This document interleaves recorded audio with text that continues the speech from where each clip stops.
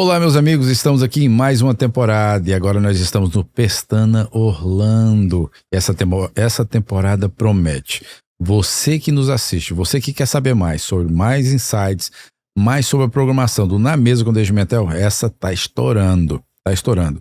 Quer saber mais sobre o Pestana? Pestana Hotéis é uma rede de hotéis global. Você vai saber um pouco mais agora nesse vídeo que eu vou rolar agora. Quem descobre o Pestana Hotel Group fica sempre com vontade de voltar.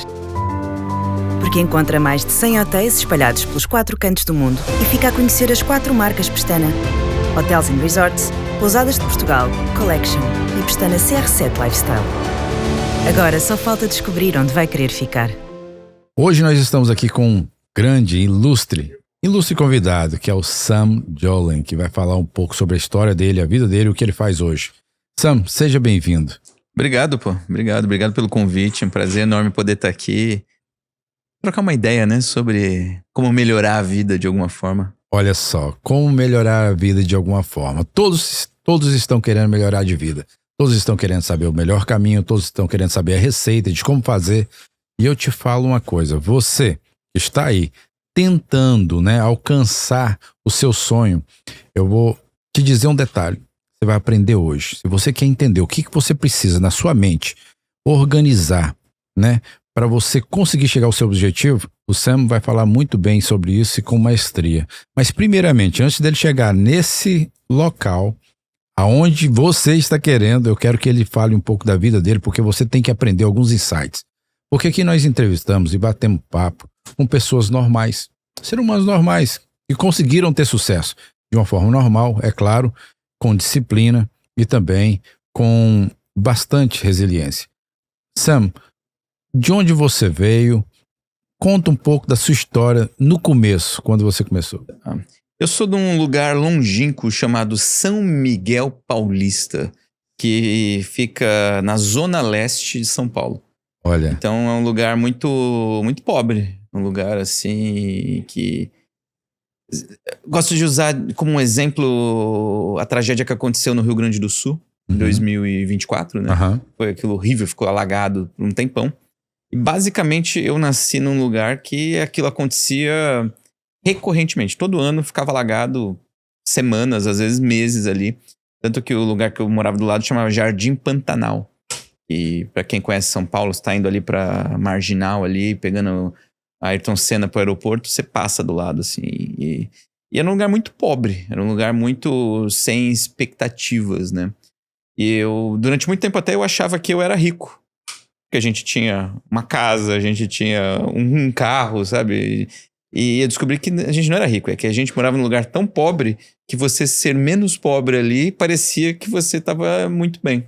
Isso me deu muito a base da vida, assim, de lidar com coisas, aprender a lidar com pessoas. Saber ler gente é importantíssimo, porque quantas vezes a gente não vê, por exemplo, a molecada de hoje em dia que tem pais que deram certo de alguma forma na vida, tem todo o conforto e parece que as crianças elas estão ali meio inocentes no mundo, sabe? Sem enxergar o que tá acontecendo por trás.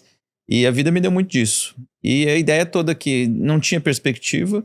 E quando eu fiz 18 anos, a primeira coisa que eu fiz, eu viajei, fui embora de casa. Eu fui morar aos 18 anos. E eu fui morar no Japão. Então, minha família tem descendência japonesa, né? Origem japonesa. E aí eu fui trabalhar, fui ser operário de fábrica, Decaseg, e isso mudou minha vida, assim, pra sempre. Eu só sou quem eu sou hoje porque eu imigrei. Qual dessa experiência? Eu tive essa oportunidade de imigrar quando eu era criança, adolescente, né? E aquilo mudou totalmente minha vida, assim, abriu meus olhos e... eu me tornei quem eu sou hoje por causa dessa decisão que eu tomei lá atrás. Sam, nesse momento, assim, a gente vê que aos 18 anos não é fácil você tomar uma decisão dessa, né? De migrar ainda mais para outro país. Você foi para o Japão. O Japão é diferente da imigração dos Estados Unidos. Hoje você está em Orlando. E Orlando é completamente diferente, assim, muito, né? Do Japão por causa da disciplina japonesa. E... o fato de você hoje se comunicar muito e também trazer grandes ensinamentos sobre PNL, que a gente vai entrar nisso daqui a pouco, aí é que começa a linkar as coisas. Quando você foi para o Japão, conta um pouco desse momento seu do Japão. O que te gerou? Qual foi o insight que você pegou lá no Japão? O momento, a disciplina que você teve que te ajudou hoje você chegar onde você tá? Porque você acabou de falar que foi esse momento que mudou a história da sua vida. Eu fui pro Japão, eu não fui atrás de disciplina, eu não fui atrás de nada, eu fui atrás de dinheiro. Sim, é o que todos fazem. Eu tinha um conceito bem simples e fácil. Meu pai me treinou a vida inteira. Meu pai é descendente de libaneses, né? Uhum. E eu sou uma mistura de japonês, libanês, português. É uma coisa meio estranha.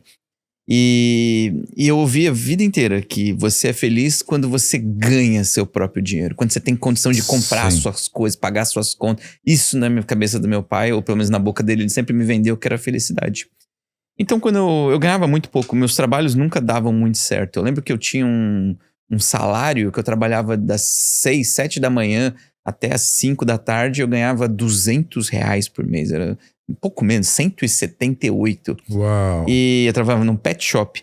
E aí eu lembro que a faculdade que eu queria fazer custava, sei lá, 300 por mês, R$300 na época. Mais do que você ganhava. Era muito mais do que eu ganhava. E era pra estudar à noite, aquilo...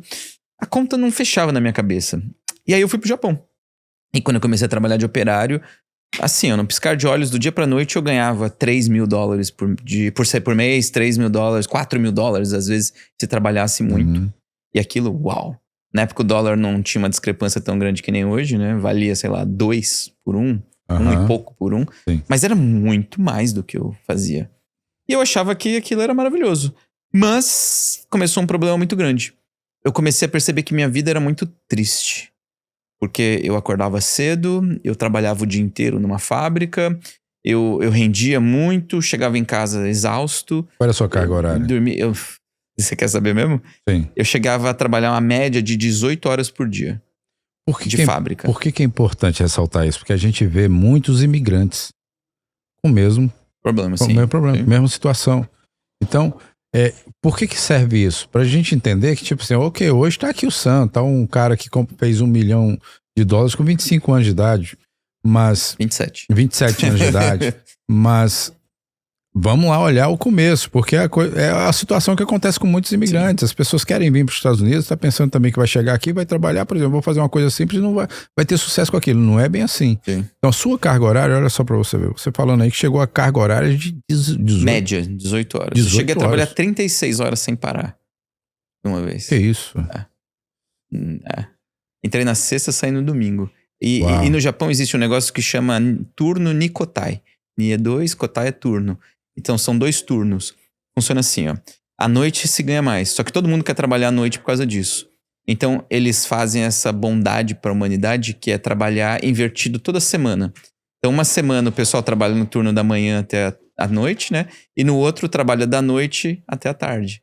Então você inverte o seu ciclo de sono semana sim, semana não. Como é que isso fica na cabeça? Cara, isso é uma pior merda que existe na vida, porque de verdade. Mas eu não sabia disso. E as pessoas que trabalham e vivem isso também não sabem disso. Ok, mas querendo ou não, isso cria uma personalidade. Criou uma personalidade em você. Muito, isso foi muito importante pra mim, porque eu aprendi várias coisas com isso. Responsabilidade. Eu aprendi a ver pessoas deprimidas. Eu percebi que eu comecei a ficar triste. Eu tinha vontades de tirar minha própria vida. Eu via colegas que falavam abertamente entre aspas sobre isso, mas era visível aquilo. Eu tive colegas que tiraram a própria vida e isso me colocou um ponto. Falei, pera um pouquinho, o que eu quero da minha vida? E ali quando eu tinha ali meus 19 anos, eu lembro que eu fiz esse turno louco de 36 horas. Bati oficialmente o recorde da fábrica. O maior turno que alguém trabalhou. 36 horas. 36 horas. E aí eu comecei a passar mal nos dias seguintes. Comecei a ficar com tontura. Uhum. E hoje eu sei o que é. Porque hoje o meu trabalho é ser terapeuta e ajudar essas pessoas. Mas na época eu não sabia o que era. E aí eu pedi pro meu chefe, fui pro hospital. Perdi um dia de trabalho, perdi um bônus gigante, que você não pode faltar nunca. E no hospital eu vi uma cena que mudou minha vida. Eu tava ali esperando e eu vi um homem com seus 40 e poucos anos. Um pai com a filha pequena, devia ter uns 5 anos. E ele morreu ali na nossa frente. Morreu. Caiu no chão duro. Exausto. Olhou pra filha com um olhar assim e morreu. A menina começou a chorar. E depois eu fui perguntar o que era. Ele teve um derrame e morreu. Isso você acredita que é exaustão? Eu não sei, eu não vou te dizer que é exaustão, porque eu não sou médico. Eu tenho certeza que é por causa do estilo de vida. Sim. Porque ele usava um uniforme de fábrica parecido com o meu. Entendo. E eu me coloquei no lugar ali que eu falei assim, tá, se eu tô com 19 anos, 18, 19, já tô todo cagado assim. Como será a minha vida quando eu chegar na idade daquele homem? Será que eu quero morrer na frente dos meus filhos pequenos? Será que eu quero... É isso que eu quero da minha vida? Foi essa pergunta que eu comecei a fazer. É isso que eu quero fazer. Hoje eu sei o que é isso. É uma projeção que a gente cria. Sim. De futuro e comportamento. E eu falei assim, eu não quero isso. Aí eu fiquei pensando, tá, mas se eu não quero isso, saber o que não quer já é um primeiro passo. Com 19 anos de idade. Mas eu preciso saber o que eu quero. E aí que foi a batalha. Eu falei, o que eu quero? O que eu quero? O que eu quero? Nessa época eu já tinha um excelente hábito que eu tinha construído, que é o hábito da leitura. Uhum. Então eu já lia muitas coisas boas no meu pouco tempo livre. E eu falei assim, tá, eu quero... E na minha cabeça eu falei assim, eu quero ser um empresário. Porque era a melhor solução que eu podia imaginar alguém. Eu tinha na minha família vários comerciantes. Ninguém tinha muito sucesso, mas eu gosto disso, de empreender desde de garoto, assim, né? Sempre quis. E aí eu falei, quer saber, eu vou pedir demissão, voltei pro Brasil. E ali eu falei, agora eu vou ser um empresário.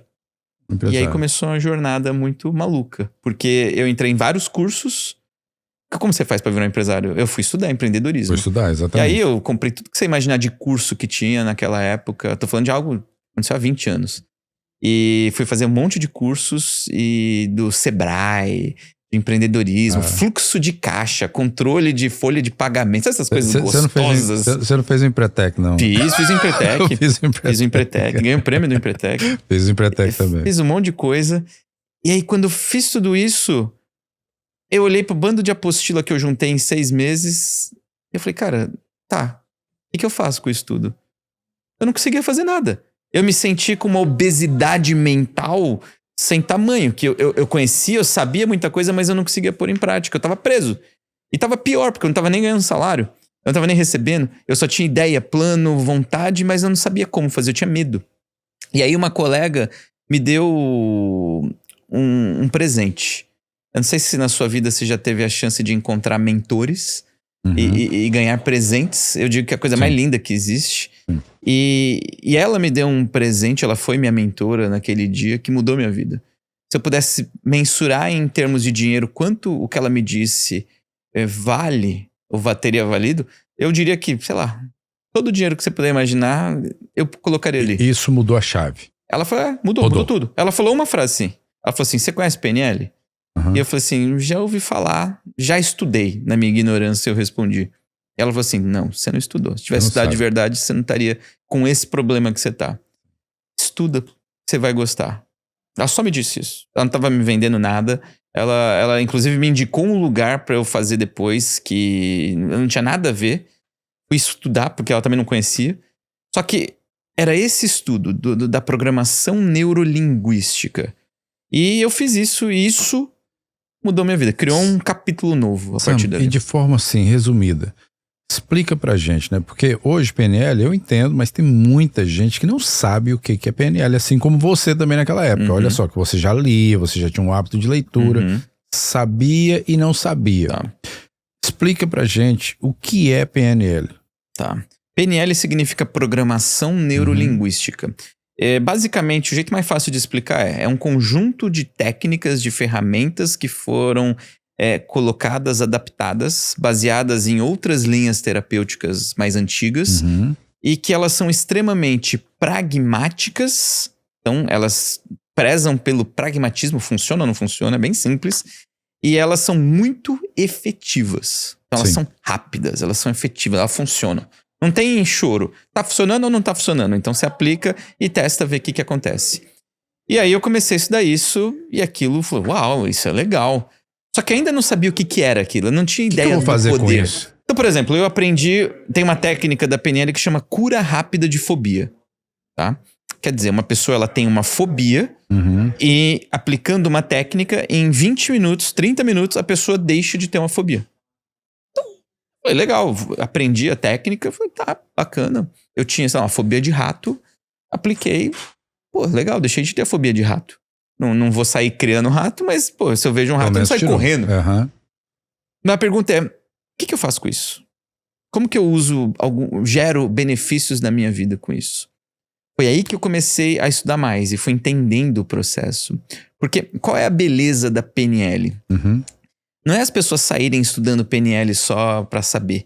É porque quando você aprende a controlar a sua mente, a sua mentalidade, você desenvolve o que hoje eu chamo de domínio mental, que é dominar a sua própria mente. Sim. Você começa a se tornar a prova de um monte de obstáculos. Em inglês eu chamo de mental endurance, sabe? Que seria uma tradução com uma resistência mental. Sim. Você começa a lidar com situações estressantes, difíceis, de forma tranquila, de forma efetiva, de forma eficiente, enquanto as pessoas piram. E é esse um dos elementos que funcionam muito bem dentro da PNL. E na época eu não sabia disso ainda. Eu levei muitos anos para conseguir aprender. Muitos treinamentos, muitos cursos, muitos livros. Eu calculo hoje que eu já investi mais ou menos $1 milhão só em educação. Só em educação. Só em treinamento, formações, cursos e desenvolvimento humano. E isso me trouxe um monte de coisa maravilhosa. E aonde que a PNL te levou? Quais foram as conexões que você fez com a PNL? O que você, mais assim... Como você usou a PNL na sua vida, particular como negócio, como empreendedor? Bom, primeira coisa que eu fiz, eu queria empreender. Eu tinha medo de empreender. Então, eu eliminei esse medo. Eu tirei esse medo. E aí, eu abri meu primeiro negócio, que foi uma startup de alimentação. Com 19 anos, 19 para 20 já. E essa startup de alimentação era uma barraquinha de vender morango na rua com chocolate. Esse foi o meu começo. E foi muito interessante, porque eu tinha medo de fazer isso. E quantas pessoas, né? Você tá em casa assistindo, você tem fobia, isso, sabe? Né? Pô, você tem medo de fazer, de arriscar, de se jogar. Eu tinha isso. E eu usei técnica. Tem técnica que dá pra ter esse domínio mental. E quando eu fiz isso, eu aluguei um ponto. Primeiro, você sair pra achar um lugar e convencer alguém a te alugar um espaço. Então eu aluguei um ponto em frente a uma loja de doce, ali do lado do Hospital das Clínicas. Na Teodoro Sampaio, em São Paulo, pra quem é de lá. E aí peguei e montei uma barraca bonita com uma cachoeira de chocolate. Não tinha isso no Brasil, eu tinha visto no Japão. E aí eu fazia os morangos, criei padrão. Operário Toyota eu fui, né? Então eu sabia fazer tudo nos padrões, criei todos os padrões, protocolo, receita. Eu fiz tudo bonitinho e comecei a vender o negócio ali. No começo foi devagarzinho, mas depois de um mês, naquela época, eu já fazia o que dava equivalente a uns $5 mil por mês vendendo morango com chocolate. Uau! Quer dizer, eu quebrei uma crença nessa hora. Eu achava que eu só ganhava dinheiro sendo operário no Japão. Mas eu consegui controlar um medo, executei, e dessa execução eu criei um novo aprendizado, uma nova crença de que eu podia fazer, independente do ambiente. Mas nesse momento, para esse primeiro negócio que você fez, você usou uma técnica da PNL para você conseguir seu objetivo. Eu usei várias técnicas. Várias técnicas. Por exemplo, eu usei técnica para poder perder o medo de falar em público. Eu era muito tímido. Eu era o típico japonês. Eu estudei com pessoas no colegial durante anos e as pessoas nem lembram que eu tava lá. Porque eu era o cara que entrava quieto e ficava quieto. Eu morria, tinha pavor, tinha fobia absurda. Eu cheguei a ter fobia social, eu não comia fora de casa. E isso tudo eu fui tratando, fui trabalhando, fui tirando isso tudo. Então, no caso, a gente tá falando de uma pessoa que tinha muitas fobias. Tinha muitos problemas. Tinha muitos medos que eu nem imaginava que eu tinha. Que eu achava que era normal. Tinha. Sabe quando a pessoa ela tem um medo que ela já tá criando, ela nem sabe mais que ela tem aquilo? É tão natural, tão orgânico. Olha, e eu vou te falar, tem muita gente assim. Tem muitas pessoas. Mas 99,9. Então, mas você sabe qual que é o problema nisso aí? Que eu vejo? É que as pessoas não têm coragem de sair para buscar ajuda relacionada à PNL. Como que uma pessoa, no seu caso, por exemplo, é claro que você teve uma pessoa chegou em você e falou sobre, você foi buscar um livro. Sim. Algumas pessoas, livro é um curso, foi fazer um curso, você pegou um curso, foi se formar sobre o negócio. Mas tem muitas pessoas que não querem nem isso. Elas já têm a fobia até do livro, até da formação. Como lidar com essas pessoas? Se eu for jogar, mas eu sei que elas vão ver. Eu sei que vão ter muitas aqui que vão estar te vendo agora. Vamos quebrar já um bloqueio aqui. Tem pessoas nesse momento que estão nos assistindo e quer saber de você. Como quebrar essa primeira trava, que é sair daquele ponto zero. O ponto zero é aquela pessoa que realmente tem bloqueio para ler, tem bloqueio para aprender, tem bloqueio de ouvir. Mas só que é o seguinte, ela está assistindo tudo quanto é vídeo. Ela tá assistindo, assiste pra lá, assiste pra cá, mas ela não tem coragem. Vamos quebrar isso agora? Eu vou te dar duas opções. Você quer que eu te diga isso do jeito bonzinho, family friend? Não. Ou você quer que eu diga isso do jeito real? Tem que ser do jeito real. Tá. Então você que tá assistindo, você tá com esse pensamento, esse medo, o que eu vou te dizer é, você tem que saber o quanto você tá disposto a se fuder na vida pra tomar alguma atitude. Por quê? Porque existe um conceito que eu acredito, eu vivo por ele, que é os incomodados que se mudem. Ok? O que é esse conceito? É que você só vai realizar alguma mudança na sua vida, seja ela qual for, quando você estiver incomodado ao nível que você não suporta, você não aguenta, você não quer mais. Tem gente que o incômodo é... hoje eu não tenho dinheiro pra poder fazer uma viagem pra tal lugar. E a pessoa fica puta com isso, ela pega raiva disso e ela vai e se joga. Tem gente que precisa quase morrer pra tomar uma atitude. Quantas pessoas a gente não conhece que bebia muito, fumava muito e fazia um monte de loucura, de repente quase morreu num acidente, alguma coisa assim, morreu alguém próximo. Aí a pessoa começou a se tocar pra ela fazer um movimento. Então, você tem que determinar o quanto você tá disposto a se ferrar, a se fuder, a tá no limite. Quanto de dor você precisa pra que você comece a agir ao invés de só ficar pensando. Porque no final de contas é só um jogo de... Pera um pouquinho. Quais ações eu preciso fazer pra aprender o quê? Pra criar qual crença? Pra executar. E é um jogo que tem que você vai ter que fazer. refletir sobre isso. Ela correto? tem que fazer, antes de mais nada. A primeira reflexão é o seguinte. Colocar em número mesmo. Quanto eu tô disposto a me fuder pra querer ficar aqui ou não. A minha mãe ela não sabia nada de PNL, mas ela costumava dizer algo pra mim que faz muito sentido nisso, né? Ela falava assim pra mim assim, meu filho, deixa eu só te falar uma coisa. Tome muito cuidado com as dores, porque as dores, assim como as coisas boas, você também se acostuma. Perfeito. Você também se acostuma. A mãe falou uma coisa maravilhosa, incrível. Você também se acostuma. Então, aquilo que você pensa que às vezes era dor, aquilo pode se transformar em algo normal pra você. Perfeito. Então, quando você perceber isso em outras pessoas, entenda que também você possa praticar o mesmo. Então, tenta sair disso. Então, lute pra você sair dessa dor, mas não se acostume com ela. Entende? Não se acostume. Eu vejo pessoas que elas se acostumam com essa vida. Por mais que ela está se fudendo, por mais que ela está se lascando, ela está se acostumada já com aquilo. Ela não consegue sair, não consegue libertar. E eu vejo uma ferramenta muito clara, que é exatamente essa que você está falando, que é a PNL, que existe vários procedimentos para ir se libertando e se deslocando, né?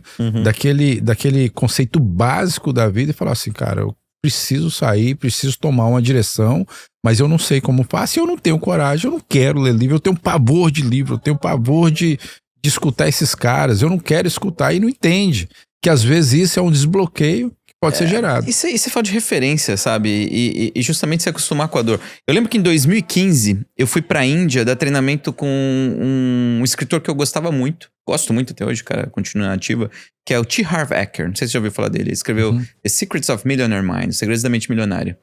E aí me convidaram pra ir junto com ele. E eu passei 21 dias. E a gente tava, eu não lembro se era Chennai ou Bangalore, que são as duas cidades que a gente deu aula. E a gente ficou hospedado no hotel super chique. A produção pagou, um lugar maravilhoso. Eles diziam que era 5 estrelas plus. Uau. E tudo coisas de ouro. Era lindo. Era tipo assim, um negócio absurdo. Era anormal, de tanto luxuoso que era. E era perto do mar. Você viu o mar assim ali, a 100, 150 metros de distância. Só que terminava a luxúria toda do hotel. Tudo aquilo, era tudo destruído, era feio. Tinha um contraste. Era muito, não era feio, era muito feio. E a impressão que eu tinha é como se tivesse tudo destruído. Parecia que tinha caído uma bomba e destruiu tudo ao redor ali. E aí tava tudo mais ou menos os escombros. E as pessoas viviam ali. E aí o nosso guia foi fazer um passeio com a gente. E eu perguntei, por que é tão feio? E aí ele falou assim, sabe o que é? É que teve um tsunami aqui. Se eu não me engano, acho que foi... Não lembro o ano, de 2010. Teve um tsunami. Eu falei, mas peraí. 2010? Tem 5 anos que teve esse tsunami. Por que aconteceu? Do mesmo jeito. Não, é que o pessoal vai deixando e vai deixando. E eles se acostumaram. Então eles moravam nos escombros do tsunami. Eles deram um jeitinho. Sem brincar. Tinha uns lugares que eles faziam uns barracos. Uns barracões grandes. E moravam 20, 30, 40 famílias num espaço mínimo. Na beira do mar. Um lugar que poderia ser turístico, lindo. Não sei nem como tá hoje em dia. Já tem 10 anos foi isso. Então, isso é se acostumar. E se você hoje, você tá acostumado com coisas e isso tá te correndo, é a vida que você construiu. Se você não quer mais isso, a primeira passo, você tem que pegar a raiva. Você tem que pegar nojo. Você tem que pegar aí uma repulsa com as coisas que você não quer mais. E para fazer isso, você precisa descobrir o que você não quer mais. Que foi o que eu fiz no Japão. Eu me acostumei com aquela vida de operário, trabalhar 18 horas por dia. Eu só tive esse negócio quando eu vi o homem morrendo. Foi exatamente o meu caso. E aquele foi o momento, pera um pouquinho. Paro e eu começo hoje o primeiro dia da minha vida. O dia que eu não quero mais e não vou aceitar mais essa dor. Essa dor agora ela me é estranha. Ela não faz mais parte de quem eu sou. E a partir de hoje, quem eu vou ser? Aí eu vou começar a determinar. Dá trabalho, mas é gostoso. E nessa trajetória, por exemplo, você é muito novo, montou seu negócio, a PNL, ela te ajudou, né? Mudou o seu contexto de história e você empreendeu, se tornou milionário, né? Ganhou seu primeiro milhão com 27 anos de idade. De lá pra cá, dos 27, você começou a fazer muitas coisas. Você já falou pra mim que fez viagem com o Tim Harvard. Tim Harvard e outros mais que eu já tô sabendo que também você andou, né, acompanhando eles. Alguns renomados aí de mentores renomados, escritores renomados. Explica um pouco dessa tua história aí até chegar aqui onde você está hoje. Tá. Você sabe que eu tive a honra, a chance de andar com muita gente assim incrível. Uhum. Pessoas assim, mirabolantes. Eu lembro que aquele momento que você fala que eu tenho esse jogo mental comigo mesmo. Por exemplo, se eu parasse minha vida ali com 12 anos de idade, viajasse no tempo e chegasse agora onde eu tô. Eu olharia em volta essa cena, não ia entender nada que tá acontecendo, mas eu me perguntaria, e aí, eu dei certo no futuro ou eu me ferrei? É esse o jogo mental que eu faço. E eu lembro que teve um momento que eu tava jantando no hotel mais chique de Tóquio, 40º, sei lá o que andar, no Tokyo Palace, se eu não me engano. E na mesa maravilhosa, restaurante incrível, e tava jantando com pessoas muito fodas. Uma mulher e um homem. E ela virou pra gente e perguntou assim, Robert, o nome dele, me dá um conselho. Você acha que eu continuo viajando de primeira classe ou eu deveria urgente comprar meu avião próprio? Aí eu virei pro Robert e falei, essa é uma boa pergunta, Robert, o que você acha? E aí o Robert explicou e tal, e ela perguntou pra mim, essa mulher era a Mary Buffett, que é a nora do Warren Buffett. Uau. E Robert é Robert Kiyosaki, que é o pai rico, né, o Rich Dad. E ali eu falei, cara, como eu vim parar nesse lugar? Eu era um peão de fábrica, né? Eu tô aqui com essas pessoas bizarras. Só que, olha que interessante, pessoas que estão no topo da cadeia alimentar, no topo do mundo, as pessoas mais bem-sucedidas, mais ricas, no dinheiro novo, dinheiro velho, o que você quiser. Essas pessoas, elas se preocupam muito com educação, elas se preocupam muito com desenvolvimento pessoal, elas se preocupam muito com várias coisas. E uma das coisas que elas amam tem a ver com o que eu vivo, o que eu ensino, que é a PNL, que é o desenvolvimento humano, que é a mentalidade. Então, o que eu descobri? Esses grandes nomes do mundo, eles vendem, eles ensinam, eles comercializam às vezes outras coisas, mas a matéria-prima que eles compram na fábrica tem a ver com PNL, tem a ver com desenvolvimento humano, Totalmente. tem a ver com várias técnicas. Tudo. Então, isso me abriu portas para conversar com gente que eu nunca imaginaria. Nunca, sabe? Nunca imaginaria. E já sentei em várias mesas bizarras, engraçadas. E eles gostam muito de mim. Eu digo que se você é rico, você geralmente vai gostar de mim. Porque eu tenho uma matéria-prima para te dar para você ficar mais rico. Então as pessoas, elas vêm atrás loucamente. Pra isso. Porque todo mundo quer ser melhor. Todo mundo. A pergunta é como? E eu justamente tenho muito do como.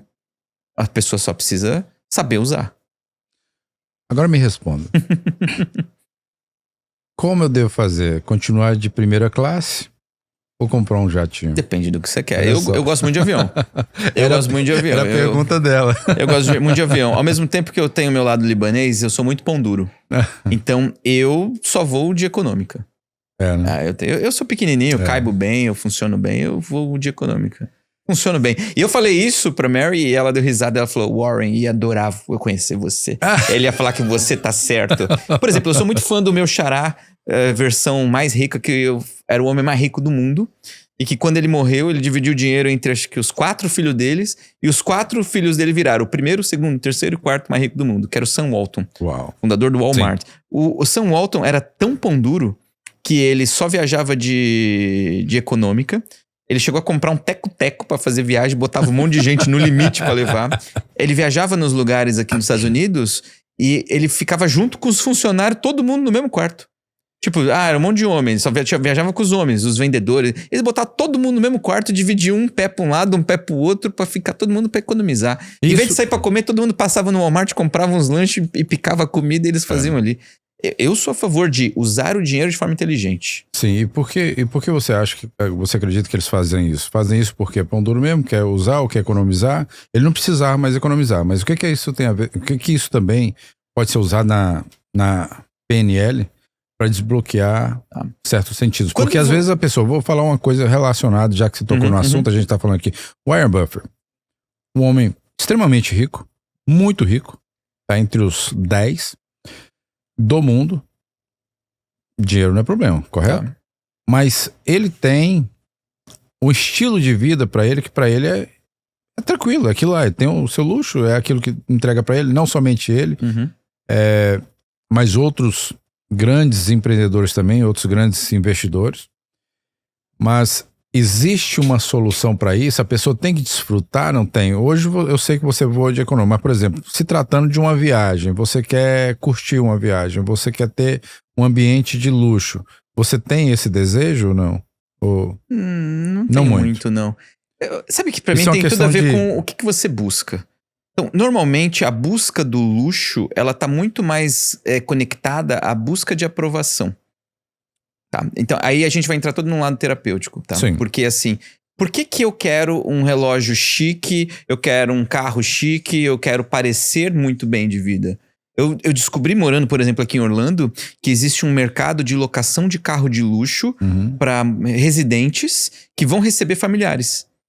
Então, a pessoa ela vai receber o tio, a mãe, a avó, e ela quer mostrar que ela deu certo nos Estados Unidos mesmo, ela não tá dando certo como ela gostaria. Ela aluga um carro melhor para poder ficar com a família, e não é porque falta espaço, é porque é um carro mais chique. E, não, tá vendo? Aqui eu dei certo, aí vai embora, devolve o carro.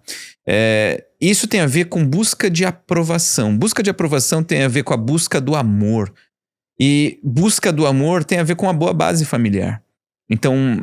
toda vez que eu quero fazer algo para que o outro me aprove, é porque inconscientemente eu tô buscando a aprovação. Isso é a mesma coisa, um outro ponto, o contraponto disso, ou um outro elemento disso, a busca de certeza. Então é comum muitas pessoas que são extremamente religiosas, buscam religião de forma assim muito profunda. E isso é uma falta de certeza, uma busca da certeza, porque a religião tem a ver com isso, que tem a ver com essa carência, às vezes, da base, da criação, do pai. Então, normalmente, o pai traz uma certeza, uma segurança, a mãe traz uma aprovação, o amor, pelo menos a energia masculina e feminina, independente de quem ocupe esse papel. E isso acaba imprimindo no nosso inconsciente várias buscas ao longo da vida. Então, dependendo dessa carência ou do que eu tive na minha base... isso vai moldar meus comportamentos. Isso é a programação básica que a gente vai escrevendo nos nossos setênios, né? Primeiro 7, 14, 21. A gente tem como exemplo Bill Gates, Warren Buffett, temos Jeff Bezos. Até então, sem vaidade nenhuma. O Bezos era campeão ainda da pondurice. Exatamente. Não tinha nenhuma vaidade, nada disso. Hoje não, hoje ele está desfrutando bem, mas mudou. Eu acho que ele trabalhou isso na mente dele. Mas... grandes, né, os maiores, eles não têm essa vaidade, é claro. Embora eles tenham bastante dinheiro para fazer isso, condições para fazer o que quiser. E nós vemos aí também grandes, né, influências hoje no mundo digital e muito mais, pregando muito sobre isso, né? Inclusive tem sobre aí, o quê? Sobre ter a vaidade ou não ter? Sobre ter a vaidade. Ter a vaidade. Sobre ter o relógio, sobre ter a roupa, Perfeito. Sobre ter o luxo, sobre ter o jato, sobre ter o helicóptero, sobre ter a casa, sobre ter tudo para você mostrar status. Tá bom. Então isso que prevalece hoje. Tanto é que tem muitas pessoas que alugam esses carros de luxo para fazer vídeos como se fossem ricos para vender riqueza. Perfeito. E sem ter riqueza, né? Aí ao lado, é o contraste, né, quando a gente for olhar, né, a questão da PNL, por exemplo, Que é uma coisa trabalhada dentro de si mesmo. É você olhar para dentro de si e falar assim, não, eu posso, eu conquisto e eu sou. Uhum. E você não precisar mostrar o que você não é. Então, você acreditar em si, correto? Mas só que a gente vê duas visões. A gente vê os grandes que não estão mostrando isso e vê os que estão... Os wannabe. Exatamente. Só que isso aí virou uma febre hoje. Como tratar isso? Eu acho que você tá tendo muito trabalho, hein? Eu não acho que isso daí é um problema, porque eu acredito que o mundo, ele filtra sozinho o que acontece. Existem vários públicos. Teve um momento da minha vida que definitivamente eu cairia numa conversa dessa, eu buscaria alguma coisa, falando, nossa, ele tem dinheiro, ele deu certo, eu teria essa ganância de poder ter junto. E dentro do desenvolvimento humano, nós temos um código que a gente chama isso daqui de want to be business. O que significa isso? Que as pessoas só compram de você se ela quiser ter algo. Aí vai o significado do verbo to be, né? Ter, ser, estar, saber. Então, se a pessoa quiser ser o que você é, ou ela quiser ter o que você tem, ou ela quiser saber o que você sabe, ou ter o que você tem de bem material, sabe? Então, o que os gurus... Eu venho ensinando isso há 20 anos. Inclusive, vários desses gurus da internet foram meus alunos. E eu sei que eu ensinei essas coisas pra eles. E eles levaram isso pra um nível extremo. Porque eles sabem que funciona. É uma ferramenta de marketing. Eu, por exemplo, na pandemia, eu fui morar em Alphaville... E eu tinha vizinhos ali que eles se juntavam em 4, 5 famílias para poder dividir um aluguel de uma mansão. Todos ali fingiam que moravam na casa. E aí eles mostravam aquela baita casona e eles enganavam as pessoas na internet. Eu sou contra isso? Não sou. Porque eu acho que tem pessoas que querem ser enganadas com isso. E tá tudo bem. Porque se você valoriza luxo, você vai descobrir que nem sempre aquilo que é aparentemente luxuoso é bom. O luxo é só um elemento. Você pega, por exemplo, uma bolsa de marca, ela tem um valor agregado gigantesco, mas o custo de fabricação dela é muito parecido, às vezes, com uma bolsa comum. O que você paga mais caro pelo quê? Pelo luxo. Então você aceita que você está sendo, entre aspas, enganado, e o mercado gosta disso. Tem uma marca famosa de roupa, como que é o nome? Que eles pegam bolsas e cobram caríssimo, e a bolsa é um saco de plástico. Balenciaga, uma coisa assim. E é uma coisa bizarra aquilo. Mas as pessoas sabem que não estão comprando pela qualidade. Elas estão comprando o quê? A marca, o luxo. O nome disso é objeto de poder. Tem uma pesquisa que foi feita em Stanford que chama o experimento de aprisionamento de Stanford. Que foi muito interessante isso, porque foi feito pelo Dr. Zimbardo. E o Dr. Zimbardo ele foi muito criticado por várias coisas. E esse experimento foi uma das grandes genialidades do século passado. Ficou conhecido, inclusive, que ele descobriu o chamado efeito Lúcifer. E dentro disso tudo, tinha um elemento ali que era incrível. Que era assim, ó. Ele pegou 2 grupos de estudantes de uma das maiores faculdades do mundo, Stanford, na Califórnia. Sim. E ele colocou dentro de um experimento, onde metade seria presidiário, metade seria guarda. Tá? Mas eram alunos brilhantes, pessoas de famílias boas, incríveis, bem-sucedidas. E o que aconteceu? Depois de alguns dias, eles já se comportavam como presidiários e carcereiros. Eles começaram a se agredir fisicamente e ele teve que parar o experimento porque começou a correr risco deles se matarem. E aí você pergunta, como que isso chegou nisso? Como que aconteceu isso? Foi por alguns elementos que ele colocou ali que ninguém percebeu. Um deles é o que a gente chama de objeto de poder. O que era o objeto de poder? Era o óculos escuro. Só os policiais, os carcereiros, podiam ter óculos escuro. Sim. E se ele tivesse óculos escuros, significava que ele era um policial. Que ele era o carcereiro. E quem não tinha óculos escuro era presidiário. O que aconteceu? Dentro daquele jogo com regras controladas, quem tivesse tal objeto era bem sucedido. É a mesma coisa que acontece hoje na sociedade. Estamos jogando um jogo da vida. Quem tem o carro da marca tal é bem sucedido. Quem não tem, não é. Então, nós já temos esses objetos de poder, assim, pra tudo. Eu tenho que ter o relógio, mas tem que ser o relógio da marca tal. Porque se não for, ele não vale tanto. Uma casa? Mas tem que ser a casa que tenha XY, senão ele não vale tanto. Foram regras inventadas pelos outros. Eu escrevi um livro que virou um best-seller, ganhou vários prêmios aí. Tem várias empresas gigantes que indicam, põe regra que as pessoas têm que ler meu livro para poder chegar nos cargos da diretoria. E o nome do livro é Faça Suas Próprias Leis. E basicamente o que o livro prega é, enquanto você comprar as regras que foram desenvolvidas, desenhadas pela sociedade, você nunca vai chegar num ponto de destaque. Porque você é só manada. Você não é o líder. Uau. Então, enquanto eu conseguir continuar falando, eu vou comprar do fulano, eu vou seguir fulano porque ele é rico, porque ele tem um avião, porque ele tem XYZ, parabéns. Você é uma manada muito obediente, você é super bom em seguir, você é muito bom em estar ali, ó. Só que, enquanto você não for o líder da manada, a sua vista nunca vai ser a melhor. Vai passar o tempo todo só olhando pra bunda de quem tá na sua frente e sua vida vai ser só o que você merece. Sam foi poderosíssimo nisso aí agora, Sam. Derreteu o mundo agora. Eu vou te falar uma coisa, viu? Isso foi fortíssimo. Eu vejo isso tudo, não tem como, né? Isso hoje tá muito nítido, tá claro. A gente tá vendo isso hoje no digital aí de forma muito forte. E a gente entende, tem aqueles que querem cair, tem aqueles que querem viver dessa forma, mas é algo interessante a gente entender esse lado da PNL, você entender quem você realmente é. E você entra aqui, é aí que entra essa resistência mental. Uhum. Por quê? Porque ser o patinho feio é difícil. Dói. Você fala, não, eu não vou fazer igual todo mundo, eu vou jogar o meu jogo. Tendo teu mesmo like. Que ninguém goste de mim, mesmo que ninguém me siga.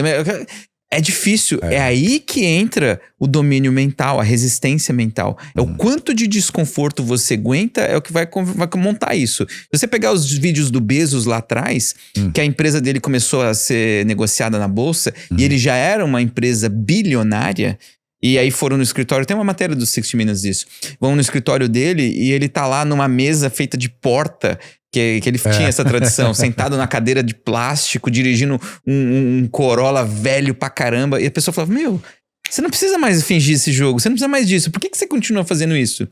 Ele falou assim, meu carro funciona, e meu escritório é ótimo, minha mesa tá funcionando, por que eu vou mudar? É o que eu quero.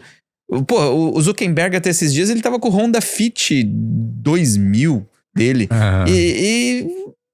Mas tem a ver com isso, porque enquanto você não for autêntico e você fazer coisas porque você acredita, porque tem a ver com quem você é, com seus princípios de verdade, enquanto você não seguir isso, você tá indo contra os seus princípios. Sam, aí é que tá. Olha só, vou colocar você no passado e jogar você pro presente. Sim. Por exemplo, essa questão, algum tempo atrás, eu vou falar aqui na época do Jeff Bezos, na época do Zuckerberg. Lá em 1990. Exato, mas agora vamos jogar para essa era moderna, essa era onde a gente tem rede social, as pessoas estão à busca do seu like. Tá. É um transtorno, a gente sabe disso que é um transtorno. Antigamente, não tinha isso. Não tinha as redes sociais para você estar se mostrando nem nada, mas só que nós percebemos que as visões já mudaram. Eu percebi que já mudou do Jeff Bezos. Por exemplo, agora não. Ele, nessa época, ele andava no Corolla, velhinho, com essa tábua. Não, agora ele comprou um iate de $500 milhões. Porra, o cara tem todo o dinheiro do mundo, mas ele tem poucos anos de vida, né? Então... Exatamente. Mas só que ele não tem só um, tem vários. E sem contar, né, o estilo de vida dele mudou. Você percebe já que ele já não é aquela pessoa de antes. Ele é uma pessoa hoje vaidosa. Entre aspas, você viu a foto que ele foi pro evento do Coachella? E ele tava usando uma camiseta... Você viu isso daí? Não, saiu esses dias na internet. Que ele foi pra um evento chiquérrimo e ele tava usando uma camisa florida que custou $17 à venda na Amazon da Shein. Então, essa teoria... Sim, mas é um jogo de imagem em um lugar onde ele queria demonstrar alguma coisa. Então a gente entende esse jogo, a gente sabe, e aí talvez ele esteja exercendo a PNL ali na galera. Mas nós vemos também o Zuckerberg, que mudou também. Você pode ver que ele já mudou o estilo de vida, já tá mudando. Então, tá vendendo mais saúde, tá vendendo mais saúde, tá se mostrando mais nas redes sociais. Então, hoje eu vejo que a tendência do mundo é exatamente essa, pelo fato da gente estar vendo o mundo de forma clara e aberta. Tá. Eu sei que isso aí vai gerar muito transtorno, igual já gera. Então, se antes existia esse problema, agora não. Tá um mar de problemas. Um mar de problemas. Eu sei que... Em relação ao que? A pessoa se expor... A mentalidade da pessoa mesmo. Não. As pessoas já estão se mostrando. Só que é o seguinte, tem aquelas que têm sucesso com isso e tem aquelas que nunca vai ter sucesso com isso. Não tem como. Tem pessoas que vão investir. Tem pessoas que vão pegar a sua fortuna. Eu vejo caso, né? Escutei de um caso aqui de um camarada que tinha o seu business, o seu negócio e tava dando super certo. Entendeu? Um empresário bem sucedido. Ele largou o seu negócio para se transformar em palestrante, se tornar mentor e quebrou de vez. Sim. Perdeu tudo. Ele viu uma vaidade, entrou nela, entrou num barco que só tinha uma passagem até a próxima esquina, e ali ele desembarcou. E não vai ser o último, né? E não vai ser o último. Muitos estão aí na fila. Tem várias pessoas dessas. Porque lembra, qual é a busca da pessoa? É esse o ponto. O que eu tô buscando? Porque o que você tá me dizendo, basicamente, eu entendo assim, ó. As pessoas estão deixando de ser quem elas são de verdade, quem elas querem ser, quem elas conheceram a vida inteira, pra vestir uma fantasia, pra poder trazer dos outros algo. E isso, por mais que pareça bonito aos olhos das redes sociais, é a antítese de quem a pessoa é, não é quem ela é de verdade.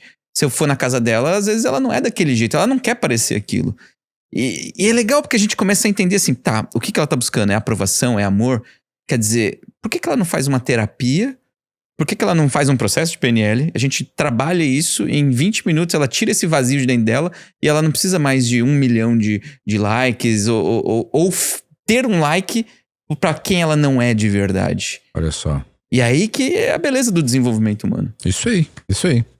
Bem, você que quer aprender mais sobre PNL, você pode seguir o Sam Jolin. Você vai ver aqui as redes sociais dele aqui no rodapé.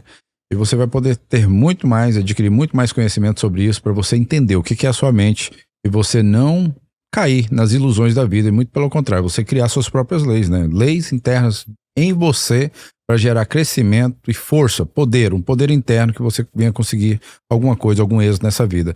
Sam, eu gostaria muito que você deixasse uma mensagem para o nosso telespectador, esse ouvinte também da rádio que está nos escutando, para eles, assim, se focarem. Qual é a mensagem que você entrega para esse público que está nos assistindo hoje? Enquanto você pode olhar direto para a câmera. Enquanto você não se conhecer, não entender de verdade o que cargas d'água você quer, você vai passar a sua vida inteira fingindo, seguindo modinha, indo atrás dos outros, que às vezes você nem sabe por quê. Sabe? Lá no fundo você tá querendo ter amor, você quer ser aceito, você quer que os outros gostem de você, só que você tá fingindo. Então você tá... Tem um ditado muito bom, né? Que é: eu gasto dinheiro que eu não tenho pra comprar coisas que eu não preciso, pra fingir ser uma pessoa que eu não sou, pra que simplesmente alguém que eu nem sei quem é goste de mim. E no final das contas eu vou perder meu tempo, meu dinheiro, a minha vida. E eu dei minha vida pros outros, ao invés de parar, me ouvir e escolher o que eu quero de verdade. Então, o que eu busco hoje em dia é que as pessoas elas acordem desse transe maluco que elas estão vivendo e que ela começa a se perguntar o que eu quero da minha vida. E se você, em sã consciência, fala assim, não, de verdade, eu quero mesmo fingir pros outros que eu sou bom, eu quero que as pessoas comprem essa minha fantasia e que elas levem isso a sério. Se você topar isso, eu tô de bem contigo. Eu vou te apoiar, vou te ajudar pra você conseguir realizar seu sonho. Só que não vai reclamar lá depois quando der merda. Você fica todo, sabe, cagado aí e falar, ai meu Deus. Não, foi sua escolha. E na vida a gente tem escolhas e a gente tem consequências. A pergunta é, será que eu tô disposto a pagar a consequência das minhas escolhas? E aí, é contigo. Isso aí, poder da mente em ação. Preste bem atenção nisso e você vai ter sucesso na sua vida. Bem, aqui ficamos com mais um episódio do Na Mesa com Dave Pimentel, no Pestana, Orlando. E você vai poder aí compartilhar isso também com seus amigos. Tudo isso que você está assistindo hoje são vários insights. O que você assistiu aqui hoje é poderosíssimo. Se você não entendeu, vai lá, repete, vê tudo de novo, escuta tudo de novo. Você vai saber o tanto que isso vai ser importante na sua vida. Você tem que aprender o caminho certo, a rota certa. Porque aqui no programa, com Dave Pimentel, você vai saber de pessoas reais, de situações reais e de uma vida real para você. Muito obrigado e até a próxima. Quem descobre o Pestana Hotel Group fica sempre com vontade de voltar. Porque encontra mais de 100 hotéis espalhados pelos 4 cantos do mundo e fica a conhecer as 4 marcas Pestana: Hotels & Resorts, Pousadas de Portugal, Collection e Pestana CR7 Lifestyle. Agora só falta descobrir onde vai querer ficar.